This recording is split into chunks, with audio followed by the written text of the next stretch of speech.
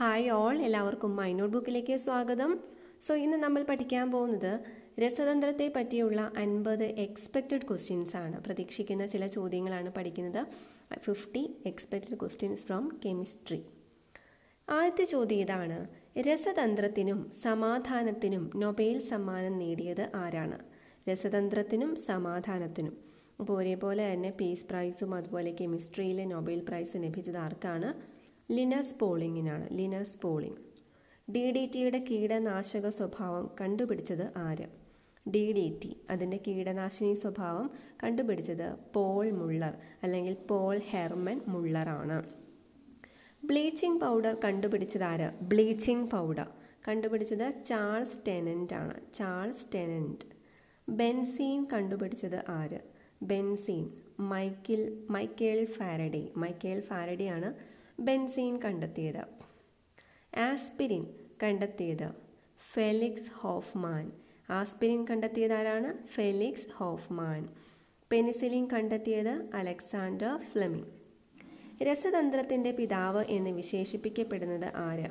Robert ബോയിലാണ് രസതന്ത്രത്തിൻ്റെ പിതാവ് എന്ന് വിശേഷിപ്പിക്കപ്പെടുന്നത്. Oxygen കണ്ടുപിടിച്ചത് ആരാണ്? പ്രീസ്ലി. ജോസഫ് പ്രീസ്ലിയാണ് ഓക്സിജൻ കണ്ടുപിടിച്ചത്. ഇന്ത്യൻ രാസവ്യവസായത്തിൻ്റെ പിതാവ് എന്നറിയപ്പെടുന്ന ശാസ്ത്രജ്ഞൻ ആരാണ്? ഇന്ത്യൻ രാസവ്യവസായത്തിൻ്റെ പിതാവ് എന്നറിയപ്പെടുന്നത് പ്രഫുല്ല ചന്ദ്ര റായ് ആണ്. പ്രഫുല്ല ചന്ദ്ര റായ്, PC റായ് ആണ്. 2009 രസതന്ത്ര നൊബേൽ ലഭിച്ച ഇന്ത്യൻ വംശജൻ ആര്? 2009 രസതന്ത്ര നൊബേൽ ലഭിച്ച ഇന്ത്യക്കാരൻ ശ്രീ വെങ്കിട്ടരാമൻ രാമകൃഷ്ണനാണ്. വെങ്കിട്ടരാമൻ രാമകൃഷ്ണൻ. ഹൈഡ്രജൻ വാതകം കണ്ടുപിടിച്ചത് ആര്? Hydrogen Cavendish. ഹെൻറി കാവൻഡിഷ് ആണ്. തണുത്ത ജലത്തിൽ സൂക്ഷിക്കുന്ന ഒരു മൂലകം. തണുത്ത ജലത്തിൽ സൂക്ഷിക്കുന്ന ഒരു മൂലകം. വെളുത്ത ഫോസ്ഫറസ് ആണ് തണുത്ത ജലത്തിൽ സൂക്ഷിക്കുന്ന ഒരു മൂലകം. പ്രകൃതിദത്ത മൂലകങ്ങളുടെ എണ്ണം 92 എണ്ണമാണ് പ്രകൃതിദത്ത മൂലകങ്ങൾ ഉള്ളത്. സൂര്യനിൽ ഏറ്റവും അധികം കാണപ്പെടുന്ന മൂലകം ഏതാണ്? സൂര്യനിൽ ഏറ്റവും അധികം കാണപ്പെടുന്നത് ഹൈഡ്രജൻ ആണ്. ഹൈഡ്രജൻ. ഓക്കെ. അപ്പോൾ അതുപോലെ ഭൂമിയുടെ ക്രസ്റ്റിൽ ഏറ്റവും കൂടുതൽ കാണപ്പെടുന്ന മൂലകം ഏതാണെന്ന് വെച്ചാൽ ഓക്സിജൻ ആണ്. അന്തരീക്ഷത്തിൽ ഏറ്റവും കൂടുതൽ കാണപ്പെടുന്നത് ഏതാണെന്ന് വെച്ചാൽ അത് നൈട്രജൻ ആണ്. അടുത്ത ചോദ്യം: കൃത്രിമ മൂലകങ്ങൾ അറിയപ്പെടുന്നത് ഏത് പേരിലാണ്? കൃത്രിമ മൂലകങ്ങൾ അഥവാ ആർട്ടിഫിഷ്യൽ എലമെൻറ്റ്സ് അറിയപ്പെടുന്നത് ട്രാൻസ് യുറാനിക് മൂലകങ്ങൾ എന്ന പേരിലാണ്. ഭൂവൽക്കത്തിൽ ഏറ്റവും സുലഭമായി കാണപ്പെടുന്ന ലോഹം ഏതാണ്? ഭൂമിയുടെ ക്രസ്റ്റിൽ ഏറ്റവും കൂടുതലായിട്ട് കാണപ്പെടുന്ന ലോഹം, മെറ്റൽ ഏതാണ്? അലൂമിനിയം. അണുഭാരം ഏറ്റവും കൂടുതലുള്ള സ്വാഭാവിക മൂലകം ഏതാണ്? അണുഭാരം ഏറ്റവും കൂടുതലുള്ള സ്വാഭാവിക മൂലകമാണ് യുറേനിയം. ഭൂമിയിലെ ഏറ്റവും ദുർലഭമായി കാണുന്ന മൂലകം ഏത്? ഏറ്റവും റെയറായിട്ട് കാണപ്പെടുന്ന മൂലകമാണ് അസ്റ്റാറ്റിൻ. റബ്ബറിന് കാഠിന്യം കൂട്ടാൻ ഉപയോഗിക്കുന്ന മൂലകം ഏതാണ്? റബ്ബറിന് കാഠിന്യം കൂട്ടാൻ ഉപയോഗിക്കുന്ന മൂലകമാണ് സൾഫർ. എല്ലാ ആസിഡുകളിലും അടങ്ങിയിരിക്കുന്ന മൂലകം. എല്ലാ ആസിഡുകളിലും അടങ്ങിയിരിക്കുന്ന മൂലകമാണ് ഹൈഡ്രജൻ. എല്ലാ ആസിഡുകളിലും ഉണ്ട് ഹൈഡ്രജൻ. ഏറ്റവും ഭാരം കുറഞ്ഞ ലോഹം ഏതാണ്? ഏറ്റവും ഭാരം കുറഞ്ഞ ലോഹം ലിഥിയം. ഏറ്റവും ഭാരമുള്ള മൂലകം ഓസ്മിയം. ഡ്രൈ സെല്ലിൽ നെഗറ്റീവ് ഇലക്ട്രോഡായി ഉപയോഗിക്കുന്ന മൂലകം സിങ്കാണ്. ഡ്രൈ സെല്ലിൽ നെഗറ്റീവ് ഇലക്ട്രോഡായിട്ട് ഉപയോഗിക്കുന്നത്. ഡ്രൈ സെല്ലിൽ പോസിറ്റീവ് ഇലക്ട്രോഡായി ഉപയോഗിക്കുന്ന മൂലകം, ഡ്രൈ സെല്ലിൽ പോസിറ്റീവ് ഇലക്ട്രോഡായിട്ട് ഉപയോഗിക്കുന്നത് കാർബൺ ആണ്. ഇലക്ട്രിക് ബൾബുകളിൽ ഫിലമെൻ്റായി ഉപയോഗിക്കുന്ന ലോഹമൂലകം. ഇലക്ട്രിക് ബൾബുകളിൽ ഫിലമെൻ്റായി ഉപയോഗിക്കുന്ന ലോഹമൂലകമാണ് ടങ്സ്റ്റൺ. ഫോട്ടോഗ്രാഫിയിൽ ഉപയോഗിക്കുന്ന സിൽവർ സംയുക്തം. ഫോട്ടോഗ്രാഫിയിൽ ഉപയോഗിക്കുന്ന സിൽവർ സംയുക്തമാണ് സിൽവർ ബ്രോമൈഡ്. ബ്രോമൈഡ് എന്നാണ് കേട്ടോ. ഈർപ്പമില്ലാത്ത കുമ്മായപ്പൊടിയിലൂടെ ക്ലോറിൻ വാതകം കടത്തിവിടുമ്പോൾ ലഭിക്കുന്നത്. ഈർപ്പമില്ലാത്ത കുമ്മായപ്പൊടിയിലൂടെ ക്ലോറിൻ വാതകം കടത്തിവിടുമ്പോൾ ലഭിക്കുന്നതാണ് ബ്ലീച്ചിങ് പൗഡർ. ആൻറ്റി ക്ലോർ എന്നറിയപ്പെടുന്ന പദാർത്ഥം. ആൻറ്റിക്ലോർ എന്നറിയപ്പെടുന്ന പദാർത്ഥമാണ് സൾഫർ ഡയോക്സൈഡ്. അടുത്തത്, ഇടിമിന്നൽ സമയത്ത് അന്തരീക്ഷത്തിൽ ഉണ്ടാകുന്ന നൈട്രജൻ സംയുക്തം ഏതാണ്? ഇടിമിന്നൽ സമയത്ത് അന്തരീക്ഷത്തിൽ ഉണ്ടാകുന്ന നൈട്രജൻ്റെ സംയുക്തമാണ് നൈട്രിക് ഓക്സൈഡ്. സാധാരണ ഊഷ്മാവിൽ ദ്രാവക അവസ്ഥയിൽ സ്ഥിതി ചെയ്യുന്ന ഏക അലോഹ മൂലകം. സാധാരണ ടെമ്പറേച്ചറിൽ ദ്രാവക അവസ്ഥയിൽ സ്ഥിതി ചെയ്യുന്ന ഏക അലോഹ മൂലകം, only non-metal that is present in the liquid state at the normal temperature അല്ലെങ്കിൽ അറ്റ്മോസ്ഫിയറിക് ടെമ്പറേച്ചർ. അത് ബ്രോമിനാണ്. ആദ്യമായിട്ട് നിർമ്മിക്കപ്പെട്ട കൃത്രിമ മൂലകമാണ് ടെക്നീഷ്യം. അടുത്തത്, സ്മെല്ലിംഗ് സോൾട്ട്. സ്മെല്ലിംഗ് സോൾട്ട് എന്നറിയപ്പെടുന്നത് എന്താണ്? അമോണിയം കാർബണേറ്റ് ആണ് സ്മെല്ലിംഗ് സോൾട്ട്. സാൽ അമോണിയാക്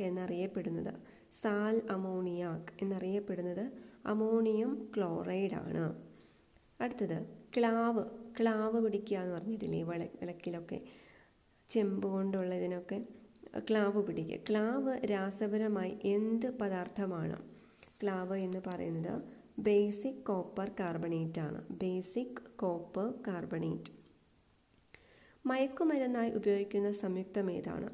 മയക്കുമരുന്നായിട്ട് ഉപയോഗിക്കുന്ന സംയുക്തം പൊട്ടാസ്യം ബ്രോമൈഡ്. എലിവിഷം രാസപരമായി എന്താണ്? എലിവിഷം എന്ന് പറയുന്നത് രാസപരമായി സിങ്ക് ഫോസ്ഫൈഡ് ആണ്. പ്ലാറ്റിനത്തെയും സ്വർണത്തെയും ലയിപ്പിക്കാൻ കഴിവുള്ള ദ്രാവകം അക്വാ റീജിയ. സോപ്പ് നിർമ്മിക്കാൻ ഉപയോഗിക്കുന്ന ഒരു സംയുക്തം സോഡിയം കാർബണേറ്റ് ആണ്. സോപ്പ് നിർമ്മിക്കാൻ ഉപയോഗിക്കുന്ന ഒരു സംയുക്തം. പ്ലാസ്റ്റർ ഓഫ് പാരീസിൻ്റെ രാസനാമം കാൽസ്യം സൾഫേറ്റ്. എപ്സം സാൾട്ട് രാസപരമായി എന്താണ്?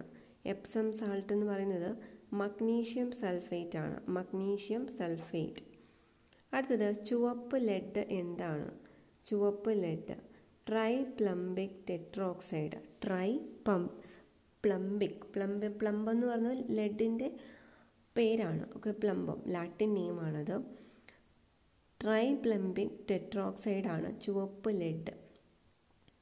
ആസ്പിരിൻ്റെ രാസനാമം അസറ്റൈൽ സാലിസിലിക് അമ്ലം അല്ലെങ്കിൽ അസറ്റൈൽ സാലിസിലിക് അമ്ലമാണ്. ചുണ്ണാമ്പ് വെള്ളത്തിൻ്റെ ശാസ്ത്രനാമം കാൽസ്യം ഹൈഡ്രോക്സൈഡ്. കുലീന ലോഹങ്ങൾ എന്നറിയപ്പെടുന്നത് സ്വർണം, വെള്ളി, പ്ലാറ്റിനം. അതാണ് കുലീന ലോഹങ്ങൾ എന്ന് അറിയപ്പെടുന്നത്. മനുഷ്യ ശരീരത്തിൽ ഏറ്റവും കൂടുതൽ അടങ്ങിയിരിക്കുന്ന സംയുക്തം ഏത്? മനുഷ്യ ശരീരത്തിൽ ഏറ്റവും കൂടുതലുള്ള കോമ്പൗണ്ട് എന്ന് പറയുന്നത് ജലമാണ്. പ്രോട്ടീനിൽ ഏറ്റവും കൂടുതൽ കാണപ്പെടുന്ന മൂലകം ഏത്? പ്രോട്ടീനിൽ ഏറ്റവും കൂടുതൽ കാണപ്പെടുന്നത് നൈട്രജനാണ്. ന്യൂക്ലിയസിൽ